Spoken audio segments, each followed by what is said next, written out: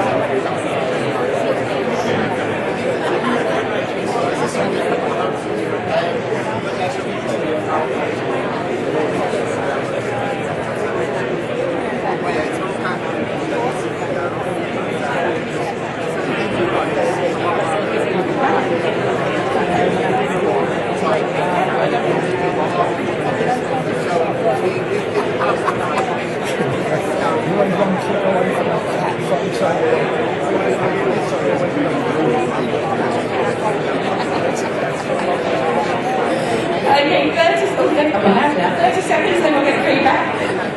I suddenly run out.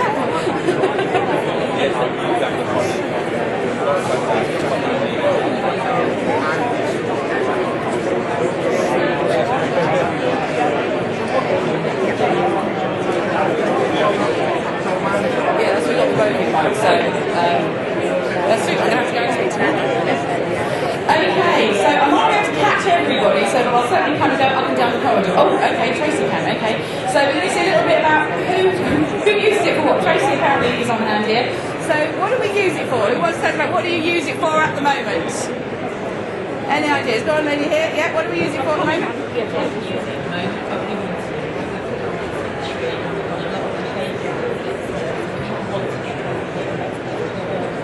Okay. And kind of e-learning, bite-sized e-learning. Okay, yeah, okay. Online learning. Okay, what about other people? What else are we using it for? Yeah.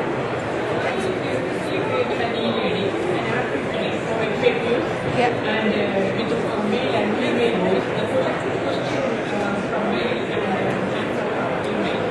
So the staff, the audience, they click on the mail and then they can. Okay, so just a really short, just a very, very short thing. Okay. What about in terms of topics? Any particular topics people use it for? Yeah, down here, Trace. Yeah.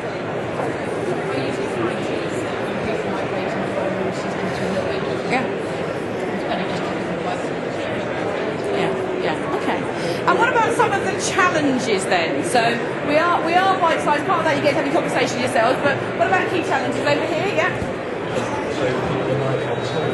People arriving on time, yeah. I have a couple of customers that it became a running joke that nothing ever started on time.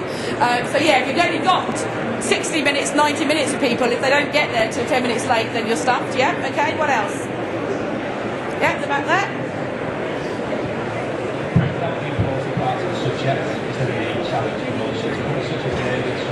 Yeah. Getting the most important part. Okay, yeah, and that's certainly something that we're going to cover today. One chance for one more challenge we've got down the front here. Yeah, that's quite handy because I can have the mic back afterwards. I think one of the key challenges for me is management support. Okay. Yeah, okay. Yeah, that's really interesting. And all of those topics are things that we're going to be looking at today. So thank you, fellows and my glamorous assistant Pete, for jotting those up there. So let's have a look then. We're going to today, so the title of this is about what is it and how do you do it. So what is bite-sized learning? So to start with, the word bite-size, I was doing a bit of looking through the dictionary around this. So bite-size, small enough to be eaten as a single mouthful, if you're talking about something from a food point of view. If you describe something as bite-size, it's something that's small enough to be considered or dealt with easily and quickly. So if that's what we're saying is bite-size when we're talking about things generally, what about bite-sized learning then? What does bite-sized learning exist? Now, I'm going to put this up now, and I don't agree with the first one, by the way. A short course. A lot of people say bite-sized learning is just half a day's course squeezed into 60 minutes or 90 minutes. That isn't bite-sized learning, that is a short course where you're trying to squeeze things into something.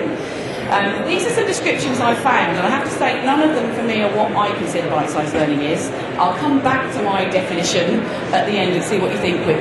So there is something about chunking the learning content into small and easily digestible pieces. There's something about rather than having a long period of training, quite often with bite-size, you'll do little sessions, which is actually how the brain works. We do absorb things in small amounts of things rather than huge chunks of things. And it's breaking things down. So those are little things, but to me, it's not quite right. So I'm going to talk you through a little bit how we talk about doing bite-sized learning, and from that we'll come back to what it is afterwards. So in terms of the how do we actually make this happen? So I created, because I like creating them, 7 pearls of wisdom. It's kind of my key model for everything. Everything comes down to 7 pearls of wisdom, because normally we can't remember much more than 7 things in one go. So I'm going to take you through my 7 pearls of wisdom. By its nature, there's going to be a fair amount of me talking, so it's going to be quite hard with the size of group to get much interaction with me individually. But what I'd like you to do is, as you're going through, I'd like you to think about the bite-sized learning that you do, or that you're thinking of doing, and how well do you think you're doing on each of these pearls of wisdom? Because you'll find there's probably some bits you do really well, some bits not so much, okay? And some will be more or less relevant depending on the way that you do bite-size. And this will apply to whether you're talking about e-learning or whether you're talking about face-to-face training of any kind. So the first one is focus on outcomes, not coverage. Now this is always a bit of a challenge for me, because when I know something about the topic, I really like to share it with people and tell them everything I think about all these really exciting things. But it's not about what you know as a facilitator and what you want to tell people. It's about what they need to know to do what they need to do. Now our Fusion Learning module, where we have our 7 pearls for transforming training into learning, the very first pearl is start with the end in mind. And it really is the most important thing. It's not about, oh, we need to have a training course on time management. What do you want people to be doing differently as a result of that training course? And because you've only got 60 or 90 minutes, or even less than that, if we're talking about an e-learning night, you need to be really, really clear. You don't want to have a list of 6 or 7 things. It's got to be 2, maybe 3 things maximum that you want them to know and to be able to do differently than what they're doing at the outset. And it's not about everything you need to know about that topic, it's what they need to know to do what they need to do differently. So really important to sort of focus on that from the outset. And I also think as part of that, it's focusing on the fact that I'm going to design this from the outset to be bite-sized. So not a case of, oh, I've got a blended course, where can I stick a bit of bite-size in? Think about those topics and those subjects that would best work for bite-size. So things that need skills patches, for example, they're not really going to work well for bite size because you need to have that chance, that interaction with things. So what are the things that actually will work for it from the outside? The second thing for me is this idea of mass customization and modularization. That's a bit of a heavy word for quite early on a Wednesday morning. And this is basically coming down from the fact you've only got limited time. Now, I as a trainer love to try and bespoke things as much as possible to every audience and to find out what's going on for them, what's important for them. The hard facts are you cannot do that with bite size, because if you are, you'll go way back from your specific objectives.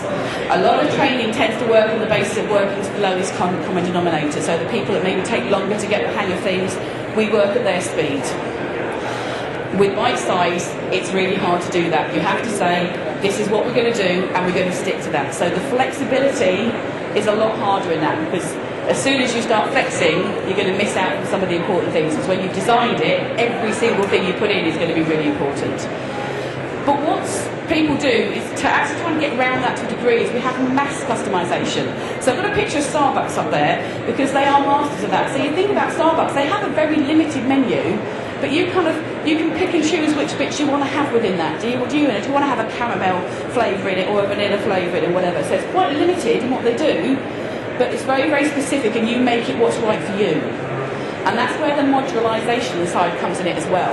So break down a larger topic into particular things. So for example, if I was doing a range of bite-sized courses on performance management, I would probably have one of those that would be around setting objectives, just setting good objectives. And it's amazing how many managers still don't, even though we talk about SMART for years, but we'll focus on that a little bit. Then I'd probably have a session where I would look specifically at giving feedback. And then I would have a session where we focus particularly on how you monitor and evaluate during the course of any period. So you might find that within that, a manager says, actually, I'm pretty good at setting objectives, but it's the feedback stuff that I struggle with. So they will just come on the bit that's right for them. Someone else will come on the bit that's right for them.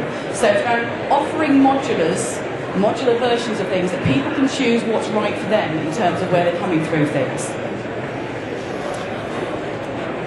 The third one is less is more. And again, so this is probably my biggest challenge with things. And probably my biggest challenge when I'm working with customers. How many of you, whether it's speaking to a customer or to a manager in the organisation, and they say, right, I want you to have this course, but while you've got them there, can you also get covered this, this, this, this, and this? And you start getting these really long lists of things they want you to cover. If you cover all of these things, people won't learn. And that's hard enough in a one-day course. If you're talking about something in 60 or 90 minutes, less is more. It's actually really important, and again, that's one of our pearls of wisdom here. It's our fourth pearl of wisdom. It's absolutely essential that you take out all of the fluff. Go back to those outcomes, look at what you've put down, and say, do I really need this? Do they have to know this piece of information to be able to achieve it? Or is it just that I want to tell them that something that's really interesting? And I would say you go back probably at least twice and trim out the fat. And generally we overestimate or underestimate how long something will take by about 30%. So if you're thinking something's going to last 60 minutes, probably want to take at least 10-20% out of that, if not more, because we always underestimate how long it will take to do something. So cut it back to the bare minimum. If you have time, do you know what? There's probably plenty of other things you can add in. But if you've got something really important to tell people at the end, you're not going to be able to fit that in if you're running out of time. So less is more is absolutely essential with that. And I don't know how many are familiar with the 80-20 rule. We talk about that quite a lot in terms of, you know, in a newspaper, 20% of the newspaper contains 80% of the news. 20% of your customers give you 80% of your revenue. So think about that. What is the 20% of information that they need that will help them to solve 80% of their problems? Because that's what we're trying to do. What are the real life problems they've got that we are helping them to solve? Okay. So hopefully we're going through, we're still kind of checking out and seeing how you're doing on a scale of 1 to 10 in terms of what you're doing with those currently. So that's pearl number 3. Pearl number 4. This is an interesting one. And when I first started doing some research in this, I kind of railed against this a little bit.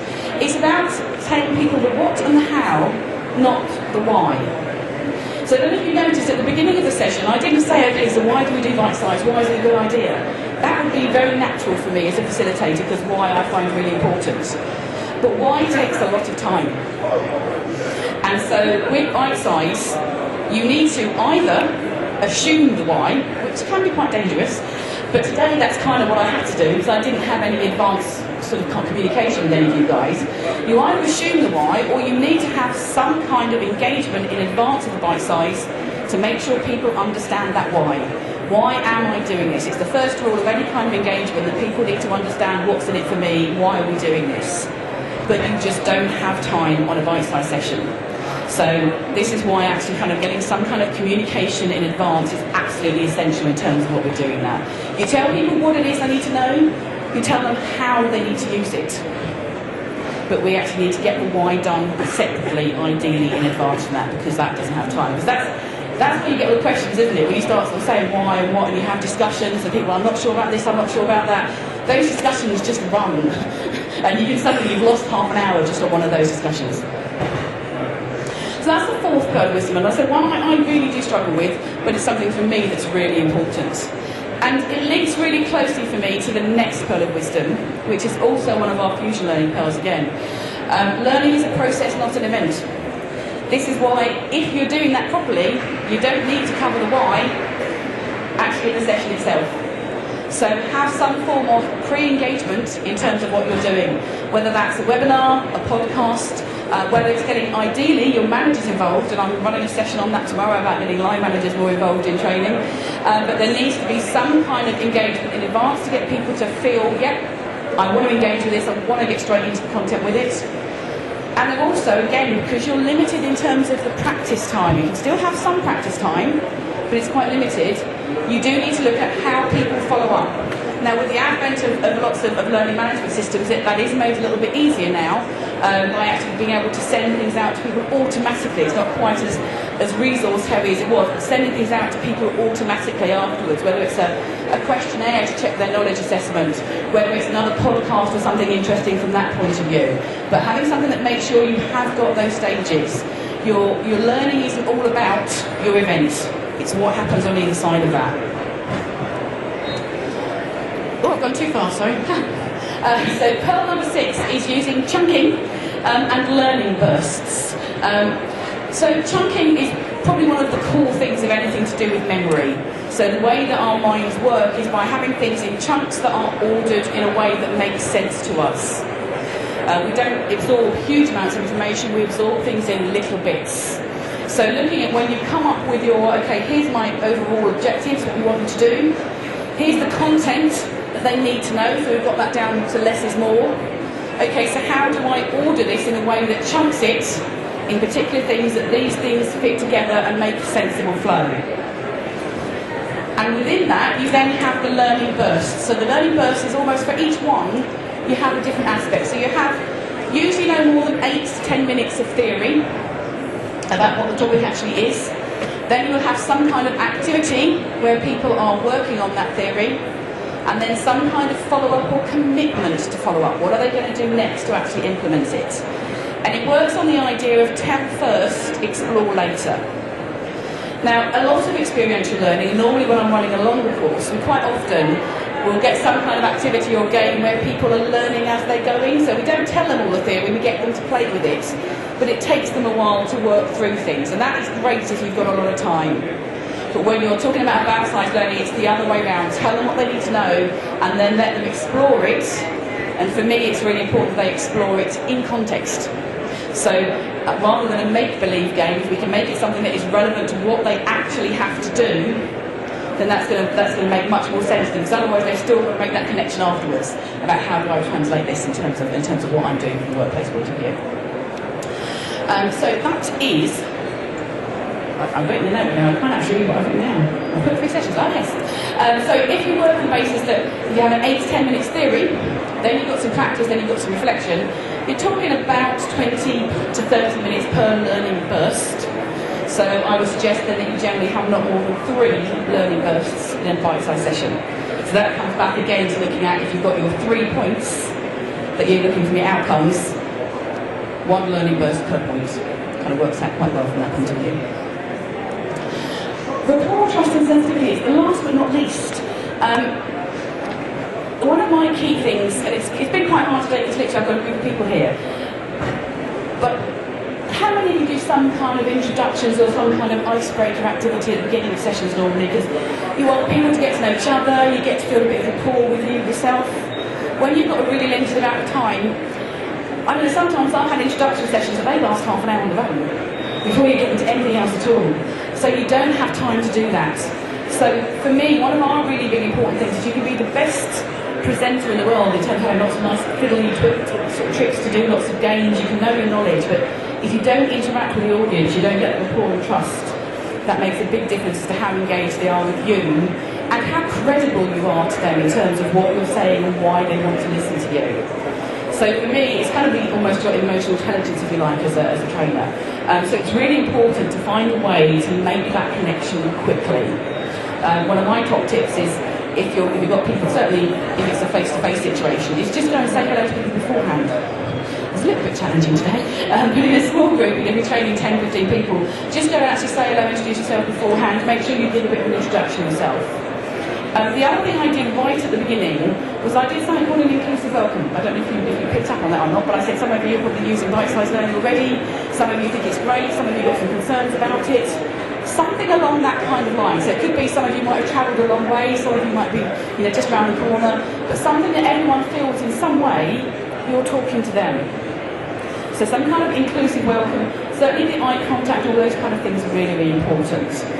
The other thing that for me in terms of this is managing the group dynamics. So I talked earlier on about the fact that you can't move at the slowest person's pace when you've got a set amount of things to do.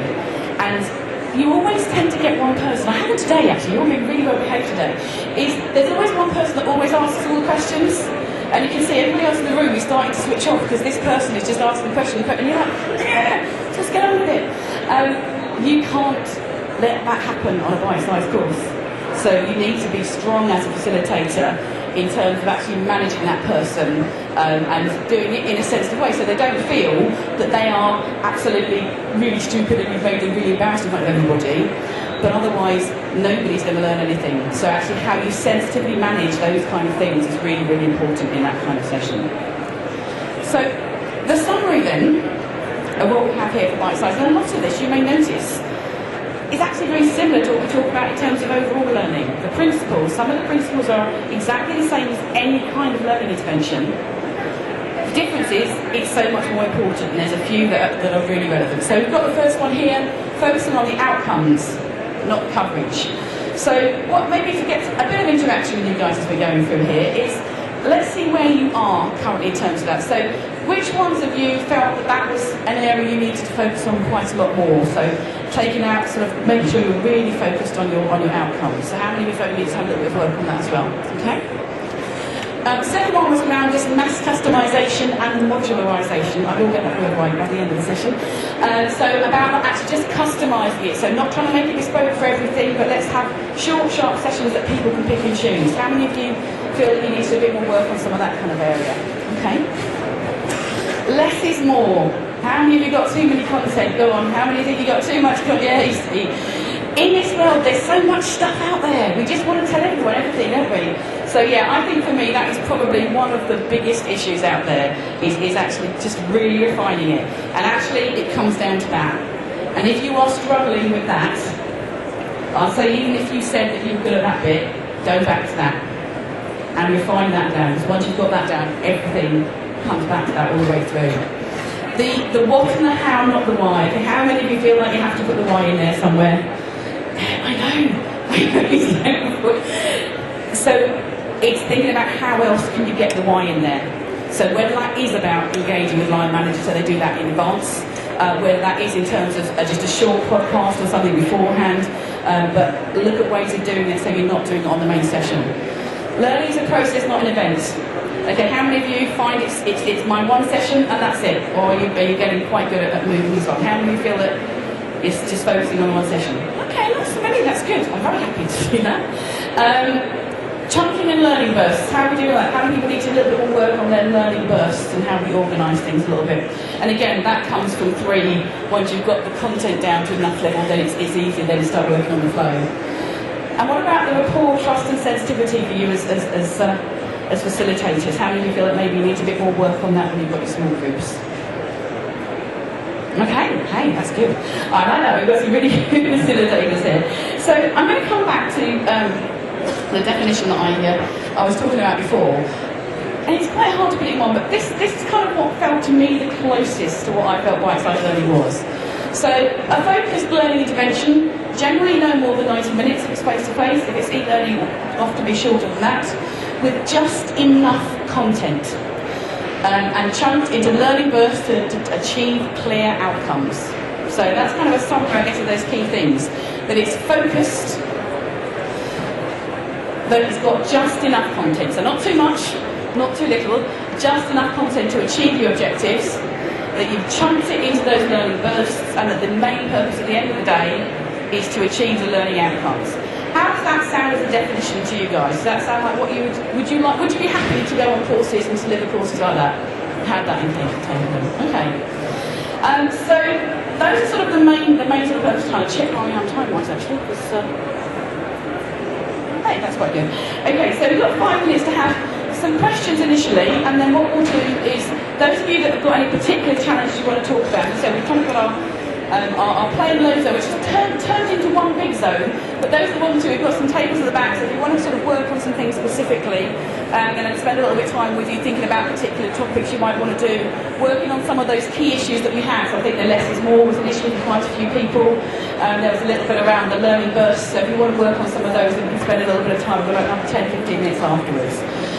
In terms of us, how we can help you, if you want to know more about this, we can help you in terms of we actually design and deliver bite-sized sessions. So if you want to have those, we can run them, or we can actually work with you as learning facilitators to upskill you in terms of some of those particular areas, work with the content, etc.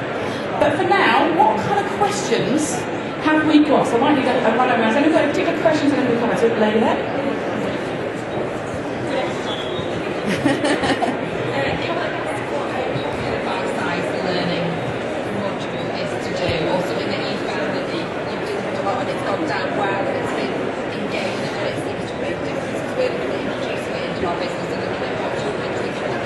Yeah, okay. There's lots of things. Actually, one thing I find it quite useful is aspects of induction. Because I find induction, I don't know about you, but a lot of people that we have 3 days in a room just being presented at. And I find the sort of induction topics getting to know about the organisation, the way that we work in different departments, certainly works quite well for those kind of things. It works quite well for very fact-based things. If you're trying to introduce a process for people, something from sort of that point of view. So things that are very process-driven. So again, we talk about performance management, so how you might fill in your performance management form, how you might set objectives, but again, very specific ones from that point of view.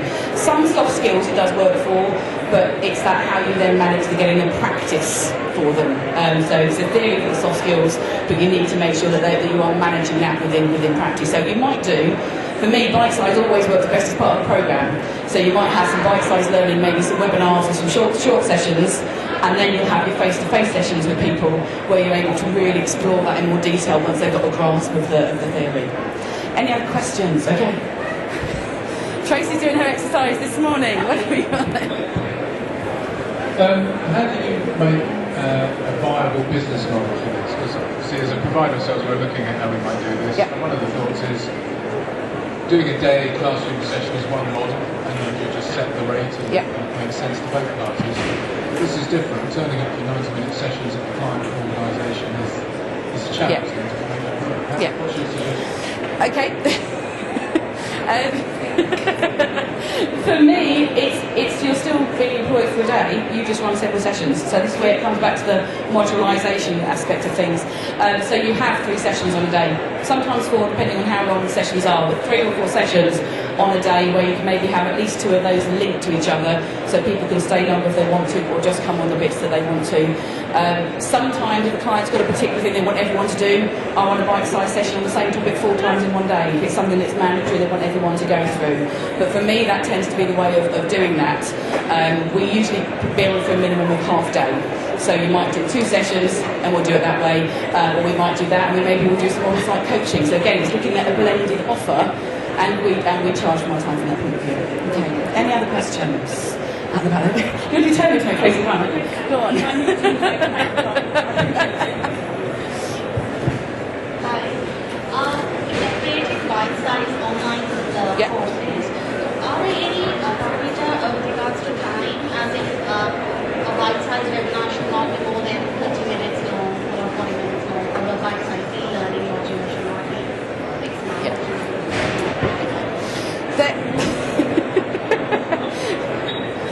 I've certainly not found anything written that says it should be, but the idea is obviously bite size for me is always shorter than what it would normally be. So I would generally recommend with webinars they're not normally more than 60 minutes. It's very hard in a webinar to keep people engaged for that period of time. So actually for a webinar, I would probably say 20 to 30 minutes is a bite-sized learning for that. E-learning things, again, you could probably go for shorter, sort of 15, 20-minute things for its particular things. If you have, again, that modular version of it that you're actually moving through from things. So all of those things. It's about picking the right thing for it. So it's not just the bite size, how does it fit into a wider programme. If I'm going to have just a webinar on something, it might want to be a little bit longer. If it's a webinar to introduce a bite-sized session and then potentially to be something that we'll do in a face-to-face session, then you can have several of those shorter. One of my colleagues that was, I've been running a course around learning facilitators, she as part of it had some literally 2-minute videos. So several little 2-minute videos to introduce things, but you get one day. And it just kind of builds up from that point of view. So there isn't a right or wrong answer, sorry. Okay, well, possibly one last question if anyone's got any more questions, or are we done with questions? Okay, so 2 things then. Firstly, thanks very much for your time this morning. I know you've got a lot of people to see, a lot of things to do, so I really appreciate you spending half an hour with me. So any of you that wants to sort of look into more detail, I'm going to go over here now. So if you want to look at specific aspects of things in one of our discovery sessions about what you want to work on, then please do that. If you haven't given your details to any of our colleagues, then please get zapped now, because then we can actually send you a summary of all of the things with the pictures of the slides and the 7 pearls. So if you haven't been zapped already, please get zapped there. Otherwise, thank you very much for coming. I'll see you again later. Thank you.